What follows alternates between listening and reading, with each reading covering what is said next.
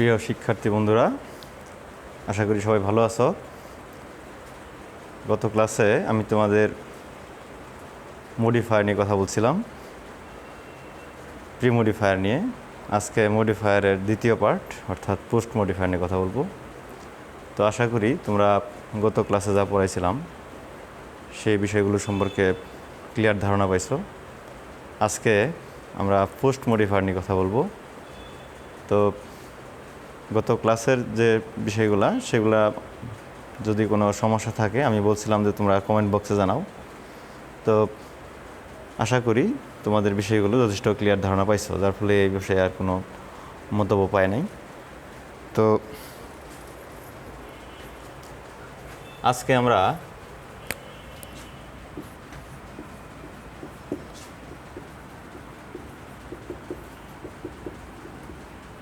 Post modifier নিয়ে কথা বলবো, অর্থাৎ হেডওয়ার্ডের পরে বসিয়ে যদি কোনো মডিফায়ার সেই হেডওয়ার্ডকে মডিফাই করে সেগুলোই হচ্ছে পোস্ট মডিফায়ার। তো পোস্ট মডিফায়ারের প্রথমে আমরা পাবো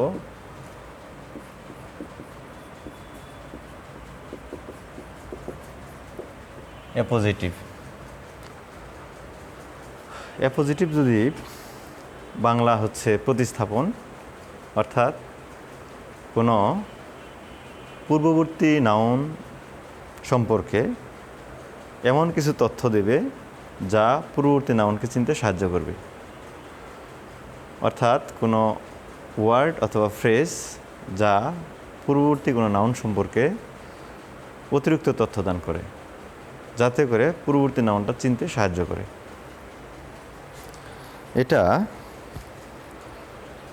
এটা ওয়ার্ড হতে পারে অথবা ফ্রেজ হতে পারে। আর একটা কথা বলে রাখা ভালো যে অ্যাপোজিটিভ কোনো সেন্টেন্সের অপরিহার্য অংশ না, অর্থাৎ ওই অ্যাপোজিটিভ কোনো সেন্টেন্সে বসে শুধুমাত্র তার পূর্ববর্তী ওয়ার্ড সম্পর্কে অতিরিক্ত তথ্য দেওয়ার জন্য। সেজন্য অ্যাপোজিটিভ সেন্টেন্সে বসলে, সেন্টেন্সের মাঝখানে বসলে দুই পাশেই কমা বসে, আর যদি কোনো সেন্টেন্স শেষে বসে তাহলে তার পূর্বে একটা কমা বসে। যেমন লক্ষ্য করো,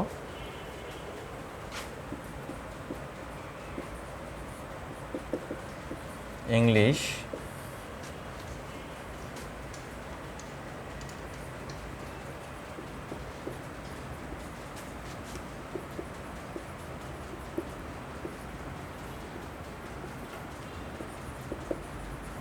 এ গুড জব, অর্থাৎ English helps us to get a good job. লক্ষ্য করো, এখানে সেন্টেন্সটা কিন্তু মোটামুটি কমপ্লিটই আছে। এখানে একটা সেন্টেন্সের যতগুলো জিনিস প্রয়োজন প্রায় সবগুলো জিনিসই এখানে আছে এবং এটা কমপ্লিট একটা সেন্টেন্স। কিন্তু এই ইংলিশ সম্পর্কে একটা অতিরিক্ত তথ্য দেবে যাতে আমরা ইংলিশকে চিনতে পারবো। তাহলে আমরা লিখতে পারি English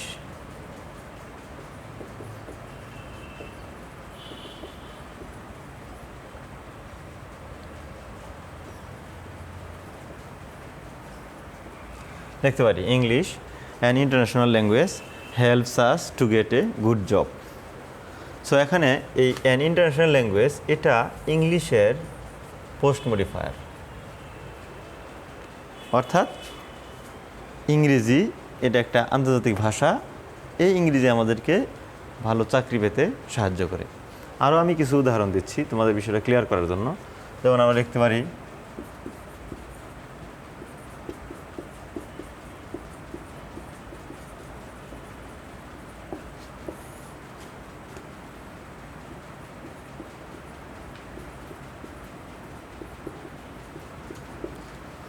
mister Akhtaruzzaman dash is an honest man. তার মানে মিস্টার আখতারুজ্জামান সম্পর্কে আমাদের এমন কিছু তথ্য দিতে হবে যাতে মিস্টার আখতারুজ্জামানকে চিনতে সাহায্য করে। আমরা এক্ষেত্রে লিখতে পারি mister Akhtaruzzaman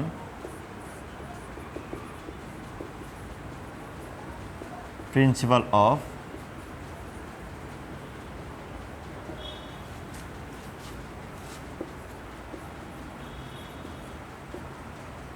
Dhanbari college. Mister Akhtaruzzaman principal of Dhanbari college is an honest man, অর্থাৎ এখানে principal of Dhanbari college mister Akhtaruzzaman সম্পর্কে অতিরিক্ত তথ্য দেয় যাতে আমরা মিস্টার আখতারুজ্জামানকে পরিষ্কারভাবে চিনতে পারি। এই প্রিন্সিপাল অফ ধনবাড়ি কলেজ হচ্ছে মিস্টার আখতারুজ্জামানের পোস্ট মডিফায়ার। আমি আরও কিছু উদাহরণ দিচ্ছি তোমাদের ক্লিয়ার হওয়ার জন্য।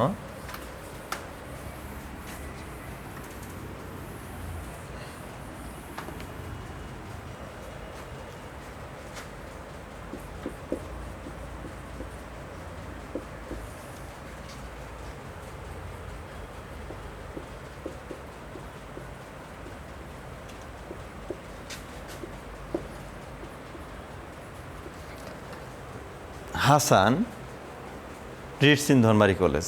এখন আমাদেরকে দিতে হবে হাসানের পজিটিভ। তাহলে আমরা লিখতে পারি Hasan a bright student, Hasan a bright student reads in Dhanbari college. Hasan একজন মেধাবী ছাত্র, ধনবাড়ি কলেজে পড়ে। তাহলে বোঝা যাইতেছে যে এ ব্রাইট স্টুডেন্ট হচ্ছে হাসানের এ পজিটিভ। তো আশা করি বিষয়টা ক্লিয়ার। আমি আরেকটা উদাহরণ দিই।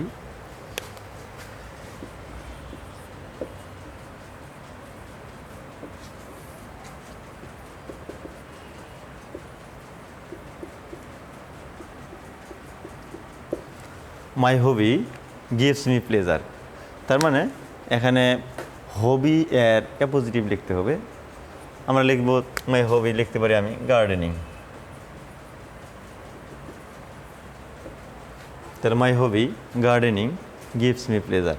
সো এখানে গার্ডেনিং হচ্ছে মাই হবি এর এ পজিটিভ, অর্থাৎ আমার এই হবি সম্পর্কে অতিরিক্ত তথ্য দিছে যে গার্ডেনিং, এটা আমাকে কী করে আনন্দ দেয়। আচ্ছা, আশা করি এ পজিটিভ মোটামুটি ক্লিয়ার। এরপরে 2 নম্বর আসতেছে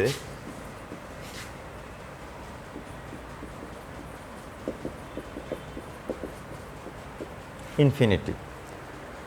অর্থাৎ ইনফিনিটিভ হচ্ছে, আমরা স্ট্রাকচারের দিক থেকে জানি, ইনফিনিটিভ হচ্ছে টু প্লাস ভার্বের প্রেজেন্ট ফর্ম। এটা হচ্ছে ইনফিনিটিভের স্ট্রাকচার। এটা সাধারণত কোনো ভার্বকে মডিফাই করে থাকে, অথবা অ্যাডভার্বকে মডিফাই করে থাকে, অথবা অ্যাডজেক্টিভকে মডিফাই করবে। অর্থাৎ এটা সাধারণত কোনো সেন্টেন্সে ফাংশনের দিক থেকে অ্যাডভার্বের কাজ করে। যেমন উদাহরণ দেখো,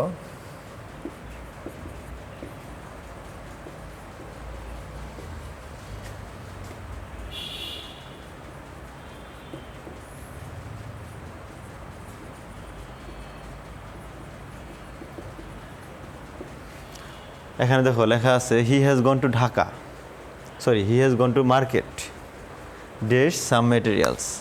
তার মানে সে বাজারে গেছে। উদ্দেশ্য কি? উদ্দেশ্য হচ্ছে কোনো কিছু কিনতে। তাহলে আমরা লিখতে পারি যে he has gone to Dhaka to buy some materials. তার মানে এই সাম মেটেরিয়ালস গনকে মডিফাই করছে টু বাই, অর্থাৎ সে বাজারে গেছে। উদ্দেশ্য কি? উদ্দেশ্য হলো কিছু জিনিসপত্র কেনা। সো এখানে টু বাই হচ্ছে গন এর পোস্ট মডিফায়ার।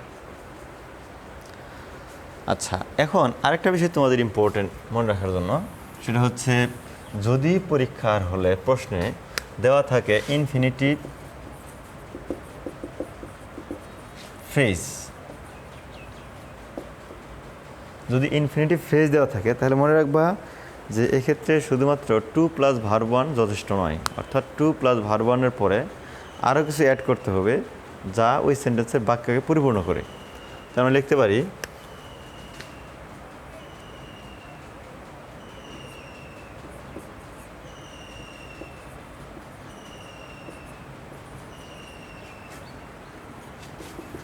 ধরো এইভাবে দেওয়া আছে, লিখছে হি কামস হেয়ার, এরপরে দিছে শূন্যস্থান দিয়ে লিখছে এখানে যে use infinitive to post modify verb.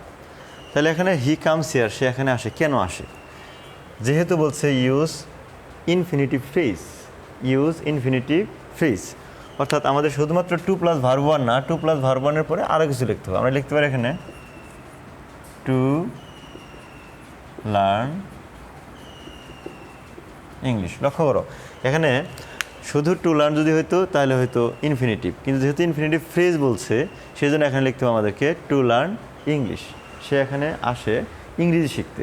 So infinitive phrase থাকলে আমাদের শুধুমাত্র টু প্লাস ভার্ব ওয়ান দিলেই হবে না, টু প্লাস ভার্ব ওয়ানের পরে আর একটা অবজেক্ট অথবা বাক্য কমপ্লিট করার জন্য কিছু একটা লিখতে হবে।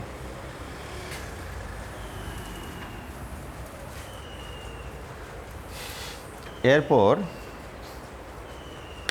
3 নম্বরে আসতেছে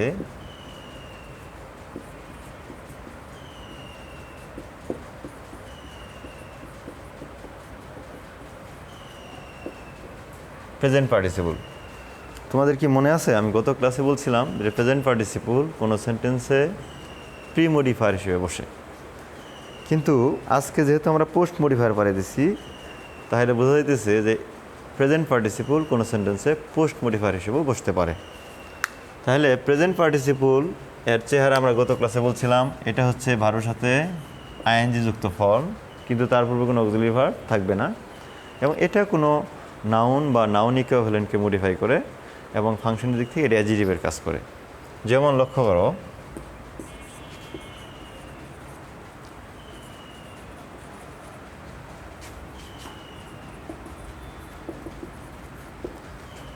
এখানে আমি লিখলাম আই স সারা, আমি সারাকে দেখলাম। এখন সারাকে আমি কী অবস্থায় দেখলাম?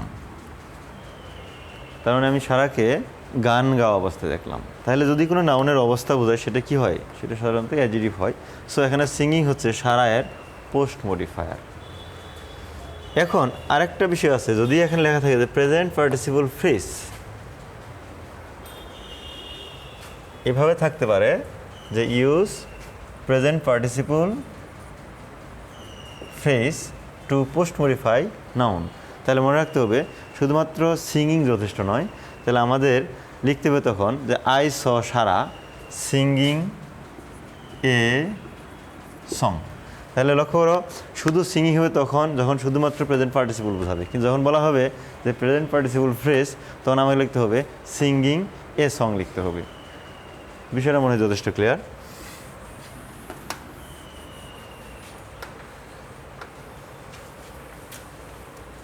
এরপর আমাদের 4 নম্বরে আসতেছে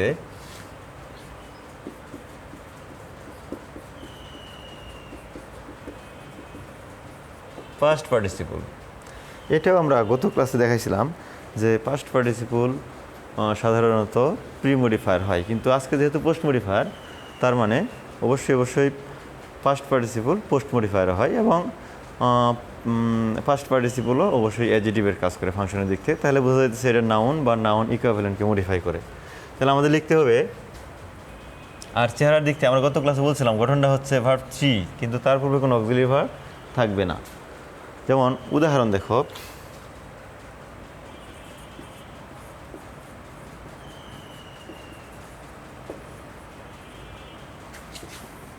we found the car, we found the কার। তাহলে আমাদেরকে লিখতে হবে দ্য কারকে মডিফাই করে এরকম একটা পাস্ট পার্টিসিপল ফর্ম। আমরা গাড়িটিকে দেখলাম, কী অবস্থায় দেখলাম গাড়িটিকে? তাহলে আমরা লিখতে পারি না we found the car broken, অথবা আমরা লিখতে পারি we found the car repaired. So এটা break, broke, broken verb 3 auxiliary verb ছাড়া, এবং এটা কারকে মডিফাই করছে। সো এটা কারের পোস্ট মডিফায়ার। অথবা রিপেয়ার্ড, কারের পোস্ট মডিফায়ার রিপেয়ার্ড। সো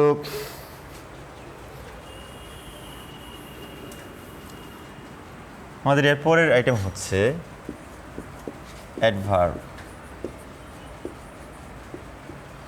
গত ক্লাসে তোমাদের মনে আছে আমি পড়াইছিলাম যে অ্যাডভার্ব প্রি মডিফায়ার হয়, কিন্তু আজকে আমরা এখানে লিখছি যে অ্যাডভার্ব পোস্ট মডিফায়ার হয়। তার মানে অ্যাডভার্ব মনে আছে তো, অ্যাডভার্ব মডিফাই করে কোনো ভার্বকে, অ্যাডভার্ব মডিফাই করে কোনো অ্যাডজেক্টিভকে, এবং অ্যাডভার্ব মডিফাই করে কোনো অ্যাডভার্বকে। সো এখানেও অ্যাডভার্ব তার পূর্ববর্তী কোনো অ্যাডজেক্টিভ অথবা কোনো ভার্ব অথবা কোনো অ্যাডভার্বকে মডিফাই করবে। যেমন উদাহরণ হিসেবে দেখো,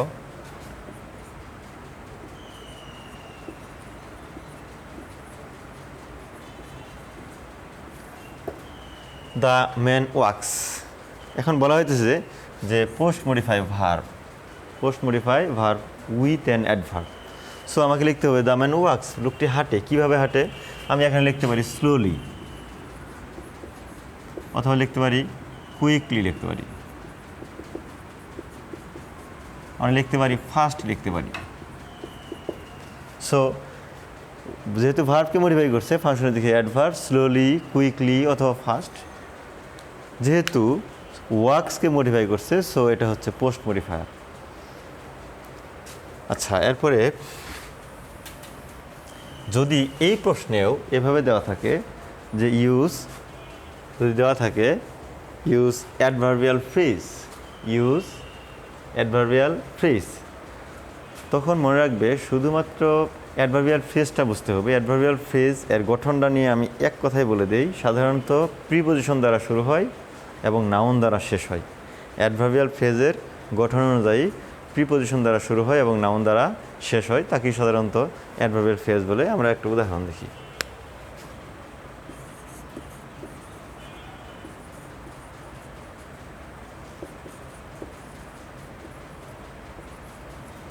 জোহা গোজ টু কলেজ, এখানে বলছে use adverbial phrase to post modify verb. Zoha কলেজে যায়। এখন আমরা যেহেতু বলছি অ্যাডভার্বিয়াল ফ্রেজ, তাহলে আমাদের শুধুমাত্র একটা অ্যাডভার্ব দিলে চলবে না, আমাদের কি করতে হবে, একটা অ্যাডভার্বিয়াল ফ্রেজ লিখতে হবে। আমি লিখতে পারি ইন দ্য মর্নিং। তাহলে Zoha goes to college in the morning, এটা হচ্ছে অ্যাডভার্বিয়াল ফ্রেজ। প্রিপোজিশন দ্বারা শুরু হয়েছে, নাউন দ্বারা শেষ হয়েছে। আমি আশা করি বিষয়টা তোমাদের ক্লিয়ার।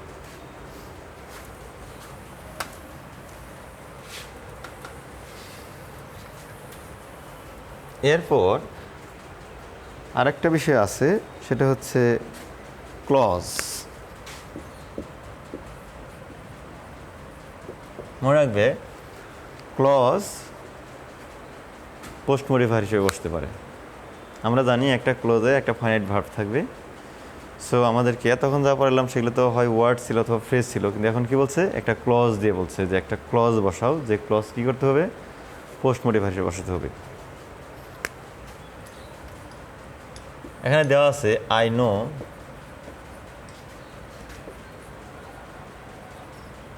তোমা। এরপরে বলছে যে তোমরা পোস্ট মডিফাই করো উইথ এ ক্লজ। তাহলে আমরা লিখবো আই নো তোমা। তাহলে যেহেতু ক্লজ বলছে, তার মানে অবশ্যই একটা সাবঅর্ডিনেটিং কনজাংশন লাগবে। Who is a brilliant student. লক্ষ্য করো, who is a brilliant student, এটা মডিফাই করছে তোমাকে। সো এটা একটা ক্লজ, অর্থাৎ সাবঅর্ডিনেট অ্যাডজেক্টিভ ক্লজ, এটা মডিফাই করছে তোমাকে। সো এটা হচ্ছে তোমার পোস্ট মডিফায়ার। তো এই ছিল আমাদের পোস্ট মডিফায়ার। তোমরা বাসায় বেশি বেশি প্র্যাকটিস করো। আমি প্রি মডিফায়ার প্লাস আজকের এই পোস্ট মডিফায়ার দুটোই আলোচনা করলাম। এখন তোমাদের বইতে মডিফায়ারের এক্সারসাইজ আছে, তোমরা সেই এক্সারসাইজগুলো বারবার প্র্যাকটিস করো, দেখো যে তোমরা পারো কি না। আর যদি না পারো অবশ্যই আমাদের কমেন্ট বক্সে জানাবে। আমরা তোমাদের সমস্যাগুলো অবশ্যই পরবর্তীতে এই বিষয়গুলো সলভ করার চেষ্টা করব।